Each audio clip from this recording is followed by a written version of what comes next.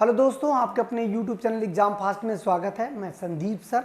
आज हम लोग बात करते हैं करंट अफेयर्स का, जो कि आपके पीसीएस और आरओ यूपीएसआई इसके अलावा अन्य प्रतियोगी परीक्षाओं के लिए काफ़ी आवश्यक है। तो चलिए हम लोग बात करते हैं आज की इस सेशन का। यहाँ पर बात करते हैं भारत के उत्तर पूर्वी राज्य में एक लोंगटे त्यौहार मनाया जा रहा है। ये किस राज्य में मनाया जाता है? तो लोंगटे त्यौहार जो है मनाया जाता है आपका असम, अरुणाचल, त्रिपुरा, नागालैंड। तो ये सही आंसर हो जाएगा। ये मनाया जाता है अरुणाचल प्रदेश में। अब याद रखिएगा, ये किस जनजाति द्वारा मनाया जाता है? नीसी जनजाति। नीसी जनजाति जो है असम में पाई जाती, अरुणाचल में पाई जाती है, वहाँ पर ये मनाया जाता है। एकमात्र ऐसी जनजाति जो जीवों को बलि नहीं देती है, जीवों को बलि नहीं देती है, इसका मतलब है। और ये ऐसा त्यौहार है जिसमें जीव को, बाकी और कोई भी त्यौहार होता है वहाँ पे क्या होता है? जीवों को बलि दे दी जाती है। तो ये हो गया आपका लोंगटे त्यौहार। चलिए और आगे बढ़ते हैं। अगला क्वेश्चन हो जाएगा, डीआरडीओ भारतीय सेना ने, डीआरडीओ जो भारतीय सेना ने स्वदेशी रूप से विकसित जो है एक आपका कह सकते हैं कि man portable anti tank guidance missile weapon system को सफल परीक्षण किया गया। ये कहाँ पर किया गया? ये बातें कर रहा है गुजरात, उड़ीसा, झारखंड और राजस्थान। तो इसका सही आंसर हो जाएगा राजस्थान। और रह गई बात, डीआरडीओ की स्थापना कब की गई थी?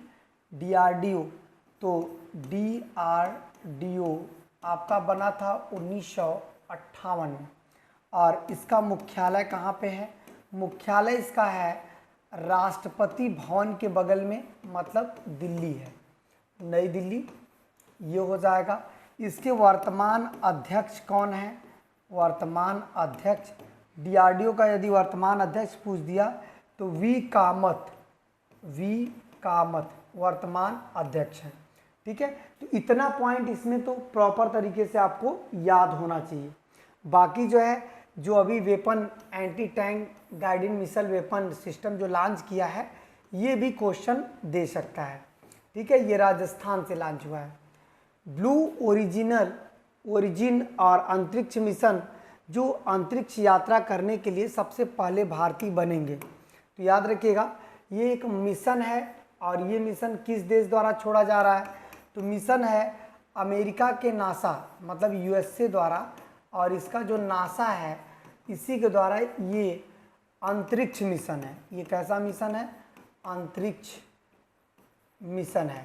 इस मिशन के तहत एक भारतीय जो है कह सकते हैं व्यक्ति जाएगा यात्रा पर, और ये पहला भारतीय बनेगा। तो उसका क्या नाम है? ऐसे में इस तरह का क्वेश्चन दे सकता है। तो इसका नाम है गोपीचंद थोटाकुरा। गोपीचंद थोटाकुरा ये जो है इस मिशन के जरिए अंतरिक्ष में यात्रा करने जाएंगे। ठीक है, चलिए और आगे बढ़ते हैं। यहाँ पर कह रहा है एशियाई कुश्ती चैंपियनशिप 2024 का आयोजन कहाँ किया गया? तो श्रीलंका में, भारत में, किर्गिस्तान में या चीन में? ये वेरी इंपॉर्टेंट क्वेश्चन हो जाएगा, क्योंकि ऐसा क्वेश्चन आपके एग्जाम में बन रहा है। ठीक है, वेरी इंपॉर्टेंट। ये किर्गिस्तान के बिश्केक वहाँ की राजधानी है, वहीं पर इसका आयोजन किया गया। इसमें भारत ने यदि देखा जाए तो कुल कितने पदक जीता था, ये भी दे सकता है। भारत ने 2024 में कुल 9 पदक जीते थे, जिनमें 4 स्वर्ण थे। 4 जो है स्वर्ण थे, हालांकि स्वर्ण ही पूछता है। तो यहाँ पर देखिए, कुश्ती प्रतियोगिता भारत के लिए बहुत ही महत्वपूर्ण है, जहाँ पर आप क्वेश्चन दे सकता है कि कुश्ती प्रतियोगिता कहाँ पर हुई थी एशियाई, और इसमें भारत ने कुल कितने पदक जीते थे? तो कुल 9 पदक भारत ने जीते थे। ठीक है, चलिए और आगे बढ़ते हैं। अगला क्वेश्चन देखिएगा। अगला हो जाएगा, हाल ही में किस देश ने अंगारा A5 रॉकेट लॉन्च किया? मतलब अंगारा A5 रॉकेट किस देश द्वारा लॉन्च किया गया? तो चीन, भारत, श्रीलंका, रूस। तो इसका सही आंसर क्या हो जाएगा? ये रूस द्वारा जो है लॉन्च किया गया। और ये किस तरह का सैटेलाइट है? एक अंतरिक्ष मिशन है, अंतरिक्ष मिशन। ठीक है, ये एक अंतरिक्ष मिशन के तहत लॉन्च किया। चलिए और आगे बढ़ते हैं। दुनिया के पहले साइबर क्राइम इंडेक्स में भारत का कौन सा रैंक है? इसका मतलब है कि अभी दुनिया का पहला साइबर क्राइम इंडेक्स जारी हुआ कि साइबर पूरी दुनिया में बहुत तेज़ी से फैल रहा है। ये क्राइम एक ऐसा क्राइम है कि जिसके ज़रिए जो है लोगों के बैंक का अकाउंट, लोगों की आईडी, सब कुछ हैक किया जा रहा है। तो दुनिया में भारत किस स्थान पे है? तो भारत की भी स्थिति बहुत अच्छी नहीं है। फिर भी जो नया क्राइम इंडेक्स जारी हुआ है साइबर का, भारत उसमें 10वें नंबर पे है। पूरी दुनिया में पहले नंबर पर कौन है? रूस है। रूस है। दूसरे नंबर पे कौन है? यूक्रेन है, मतलब। और तीसरे नंबर पे चीन है। इसका मतलब है कि पूरी दुनिया में सबसे बड़ा हैकर किस देश में है? तो रूस में पूरी दुनिया में सबसे बड़ा हैकर है, जहाँ पे साइबर अपराध सबसे ज़्यादा होता है। तो यहाँ पर फर्स्ट नंबर में पूरी दुनिया पर ये है, सेकेंड पे यूक्रेन है और तीसरे पर चाइना है। तो इतना आपको क्या करना है? ध्यान देना है, क्योंकि यहाँ से इस तरह के क्वेश्चन पूछे जा सकते हैं। ठीक है, चलिए और आगे बढ़ते हैं। देखिएगा, किस देश ने विश्व व्यापार संगठन, जो आपका WTO है, वर्ल्ड ट्रेड ऑर्गेनाइजेशन, के लिए शांति खंड जो है लागू किया? ध्यान रखिएगा, शांति खंड चावल है, उसे लागू किया। तो ये हो जाएगा आपका भारत। भारत ने शांति खंड जो है लागू किया। तो इसका मतलब है चावल के लिए ये ऐसा किया गया। देखिए ये क्या है? चावल है, उसके लिए। तो ये क्या हो जाएगा?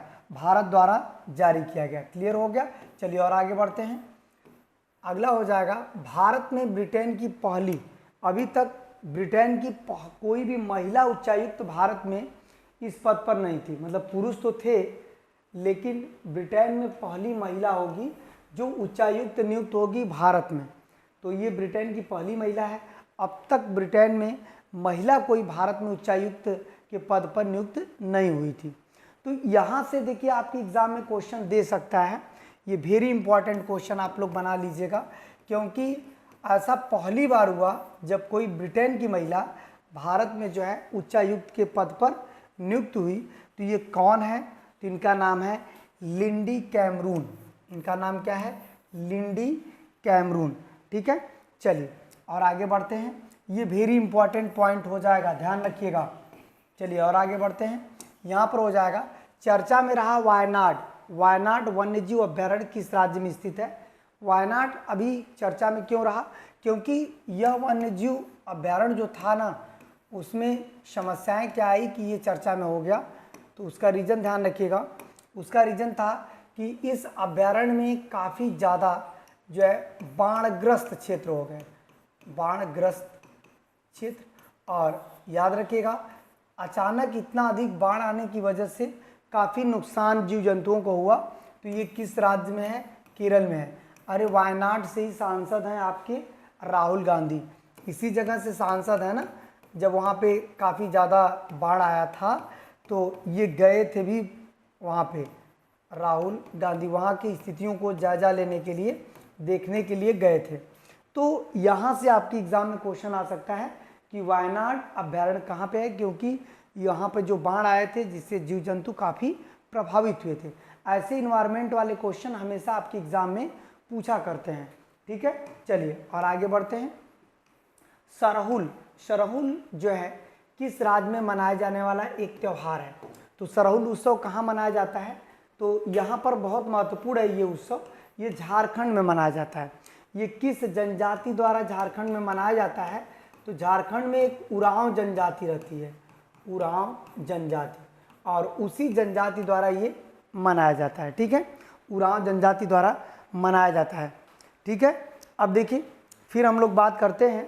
अगला देखिएगा, अगला हो जाएगा आपका अगला क्वेश्चन, चर्चा में रहा सी डोम। सी डोम जो है एक डिफेंस है। इसका मतलब है ये काफ़ी चर्चा में रहा। ये किस देश से संबंधित है? सी डोम डिफेंस सिस्टम किस देश से संबंधित है, जो कि बहुत चर्चा में रहा है। इस समय जो युद्ध चल रहे हैं, तो ऐसे में कई देश इस तरह से जो है काफ़ी चर्चा में बना हुआ है। तो ये कहाँ का है? तो इजराइल, इंडिया, रूस और ईरान। तो इसका सही आंसर क्या हो जाएगा? ये इजराइल का है। और इजराइल ने एक नए उन्नत किस्म का डिफेंस सिस्टम सी डोम जो है लॉन्च किया है। और यह काफ़ी महत्वपूर्ण है, ठीक है, ताकि वो फिलिस्तीनियों या हमास के हमलों को आसानी से रोक सके। तो चलिए और आगे बढ़ते हैं। अगला क्वेश्चन देखिएगा। अगला क्वेश्चन हो जाएगा कि एशियाई विकास बैंक ने वित्त वर्ष 2024-25 का भारत का जीडीपी होता है जो है ग्रॉस डोमेस्टिक प्रोडक्ट होता है, मतलब इसे सकल घरेलू उत्पाद कहते हैं, घरेलू उत्पाद। तो यहाँ पर एक चीज़ें ध्यान रखना है कि जो सकल घरेलू उत्पाद होता है जीडीपी, आपका ग्रॉस डोमेस्टिक प्रोडक्ट, ये इस वर्ष का कितना रहेगा 2024 और 25 का 7, 8, 9, 10। तो इसका सही आंसर हो जाएगा 7% रहेगा। जीडीपी क्या होता है? देश की सीमा के अंदर कुल उत्पादित वस्तुओं का योग क्या कहलाता है? उस देश की जीडीपी कहलाती है। अब ये क्लियर हो गया। चलिए और आगे बढ़ते हैं। अगला क्वेश्चन देखिएगा। अगला क्वेश्चन हो जाएगा टेल वैली एक वन्य जीव अभ्यारण्य है और में खोजी गई एक नेप्टिस फिलायस मतलब प्रजाति से संबंधित है। ये क्या है? तो ये क्या हो जाएगा? ये एक तितली की प्रजाति है। ये किसकी प्रजाति है? तितली की जो है प्रजाति है। अब ये क्लियर हो गया। चलिए और आगे बढ़ते हैं। अगला क्वेश्चन देखिएगा। अगला क्वेश्चन हो जाएगा चबाहार। आपने देखा होगा चबाहार पोर्ट के बाद भारत के नियंत्रण में संचालित होने वाला दूसरा विदेशी बंदरगाह कौन सा बना?